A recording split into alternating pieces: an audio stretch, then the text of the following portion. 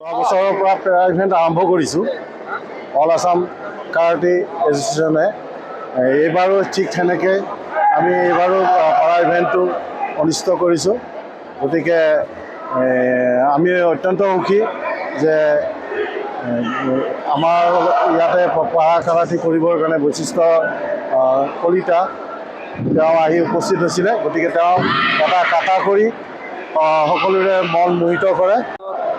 আমাৰ বৈশিষ্ট্য কলিতাই প্ৰথম স্থান লাভ কৰিবলৈ সক্ষম হৈছে। আমি যোৱা বছৰৰ পৰা আগন্তক আমি ভাবিছোঁ আৰু আমাৰ সকলোকে অনুৰোধ কৰিম যে হেণ্ডিকেপ হ'লে চিন্তা কৰিব নালাগে। আমাৰ কাৰাটেত এইবোৰ সুযোগ আছে, খেলি পেলাই আগবাঢ়ি যাব পাৰে। গুৱাহাটী গণেশ মন্দিৰ ইণ্ডোৰ ষ্টেডিয়ামত zonal and Assam state karate championship হৈ আছে। এই খেলত হাজো বহ্নিমান কাৰাটে একাডেমীৰ বৈশিষ্ট্য কলিতাই বিশেষভাৱে অক্ষম খুব সুন্দৰ খেলৰ প্ৰদৰ্শন কৰি জ'নেল আৰু ষ্টেটত গ'ল্ড মেডেল, জ'নেলতো গ'ল্ড মেডেল আৰু ষ্টেটতো গ'ল্ড মেডেল পাই হাজো বহ্নিমান কাৰাটে একাডেমীলৈ গৌৰৱ কৰি আনিছে আৰু খুব ভাল লাগিছে, খুব ভাল প্ৰদৰ্শন। আৰু বিশেষকৈ বৈশিষ্ট্যক আন্তৰিক অভিনন্দন জনাইছোঁ। সঁচাকৈ সমাজত নিশ্চিতভাৱে সদৌ অসম কাৰাটে সন্থাই ইয়াৰ ওপৰত আমি অলৰেডি ব্যৱস্থা লৈছোঁ।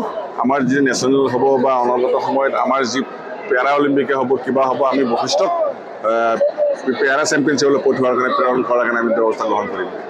আৰু সুন্দৰভাৱে এই বৈশিষ্ট্যৰ কৃতজ্ঞতাতে সঁচাই মই নিজেই অতি আনন্দিত, খুব ভাল লাগিছে। বৈশিষ্ট্যৰ অনাগত সময়ত মই আন্তৰিক হৃদয়ৰ পৰা শুভেচ্ছা জ্ঞাপন কৰিছোঁ। আজি হাজো বহ্নিমান কাৰাটে ক্লাবৰ বৈশিষ্ট্য কলিতাই বিশেষভাৱে অক্ষম হোৱা স্বত্বেও কাটা যেনেকৈ পাৰফৰ্মেঞ্চ কৰিছে আমি চাবলগীয়া হৈ গৈছোঁ। আমি খুব ভাল লাগিছে। বৈশিষ্ট্য কলিতাই আৰু আগলৈ যাওক আৰু ভাল ভাল খেল খেলক। এইটো চৰকাৰৰ ওচৰতো আমাৰ অনুৰোধ থাকিল যে বৈশিষ্ট্য কলিতাক অকণমান আগুৱাই নিবলৈ। তেখেতৰ যিহেতু ভাল পাৰফৰ্মেঞ্চ আছে, তেখেতক অকণমান গুৰুত্ব দিয়াটো আমাৰ দৰকাৰ। বিশেষ নকওঁ, কিন্তু বৈশিষ্ট্য কলিতা গ্ৰেট।